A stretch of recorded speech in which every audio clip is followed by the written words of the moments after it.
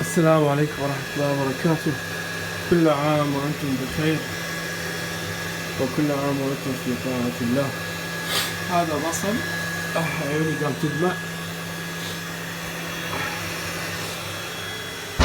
هذا بصل، كيلو بصل خليته، وضعته نظفته وغسلته ونشفته وخليته بالخلاط. وهذا العصير مالته، هذا العصير مال البصل.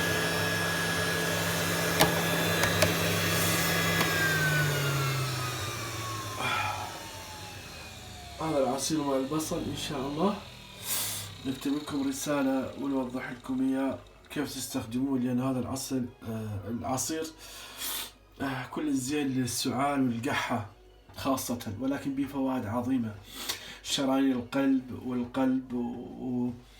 وإن شاء الله أضع لكم الفوائد مالته خاصة للقلب. يعني ينظف الشرايين القلب، يعمل كمنظف في الشرايين، ينظف الجسم من كل الشوائب خاصة الدهنية، زين، وما عدا الفيروس الجراثيم والبكتيريا يطهرها. وكذلك الثوم، ان شاء الله احط لكم المواصفات كاملة ان شاء الله، وانزلها على اليوتيوب وعلى الفيسبوك. عسى الله تنفع المسلمين باذن الله، تنفعهم، وإن شاء الله يجينا يدعونا دعاء الصالحين بالغيب بإذن الله. السلام عليكم ورحمة الله وبركاته. إن شاء الله أضع لكم المواصفات كلها، راح أكتبها وكيف تستخدموه خاصة في هاي الأيام، لأن الجو بارد وحار، وخاصة إحنا في أوروبا. جو في أوروبا ملعون، سبحان الله. وهذا حالنا، وخاصة في بلادنا العراق. نقول بلادنا العراق خاصة الأقربون، لأنه ينامون على المبردة والجو الحار وبارد وبحار وبارد، وأكثر من 99 100% من عندهم يصابون بالإنفلونزا. وهذا هو علاج الإنفلونزا إن شاء الله. هذا والثوم والليمون، هذا الليمون انه الحامض العصير ان شاء الله، والزنجبيل ان شاء الله اصور لكم اياها همين القطع الخضراء الطازجة، او اذا عندكم باودر، ولكن اذا طازجة بعد احسن، زين. شو اسمه، والقرنفل، هذا القرنفل، زين، هذا القرنفل. وكذلك نحط لكم الفوائد مال الكركم وياه، مسكن الآلام إن شاء الله. هاي الحمد لله عندي صيدلية صيدلية مال أعشاب، بس أستخدمها للطبخ، وكذلك أستخدمها للعلاج. منها من يساعد عن النوم، منها من يهدئ خاصة في الليل. واحد يسوي له كوب من هاي الأعشاب، بس كون يعرف هاي الأعشاب إن شاء الله، يسوي له كوب يشربه قبل النوم بساعة، يساعده يهدي الأعصاب، يهدي النفس، يهدي الروح بإذن الله، وينام إن شاء الله.